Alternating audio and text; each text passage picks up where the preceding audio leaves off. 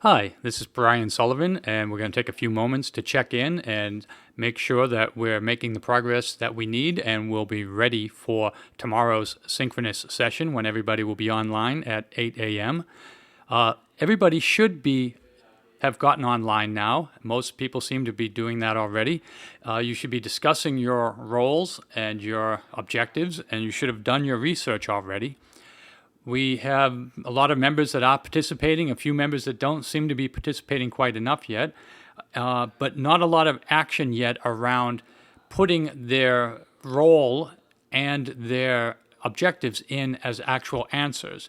The way that civic evolution works is you start off with the question, which is, for instance, please describe your role and how it's involved in this scenario. And we'll have a conversation.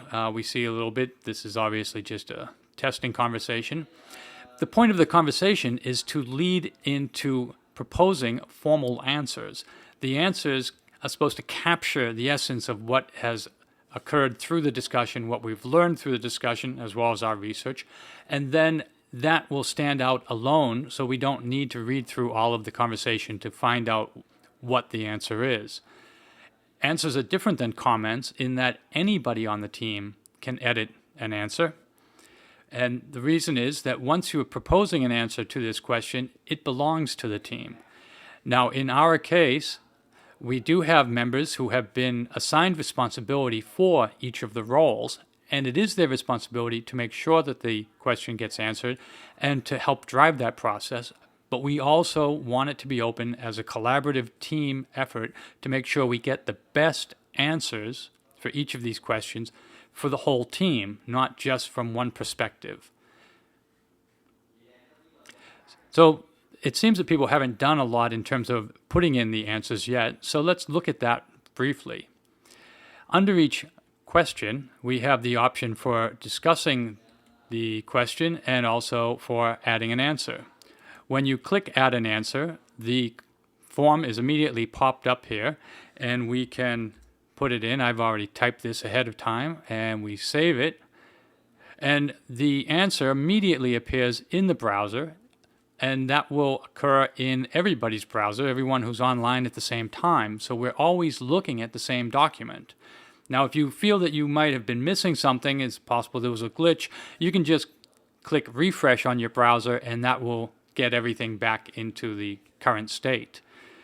Once the answer is up, we can rate it. We've got 1 to 5 stars. I'll give it 5 stars because it's my idea. These stars are not the final arbiter of which are the best answers to the question. Those stars, the rating, they help us to know how the team feels about different questions and different answers, and it helps to drive our conversation. What we're trying to find is consensus, not simply to vote on the answer, not simply to accept the answer with the highest vote. Now, as I said, anybody can edit this answer, so I'll come in, click Edit, and I decide that it should say with our major allies.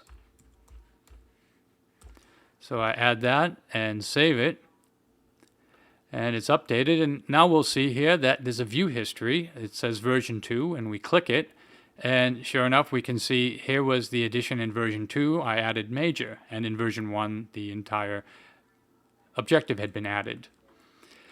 So this view history helps to enforce the etiquette that is involved in collaborative group editing of the objectives. If I'm the first author, I put in an idea, subsequent authors should edit in order to improve the idea. If your edit is really going to change the idea, then you should just post your own objective, and the team can rate them and discuss them and find either a good combination or decide one of them is better than the other.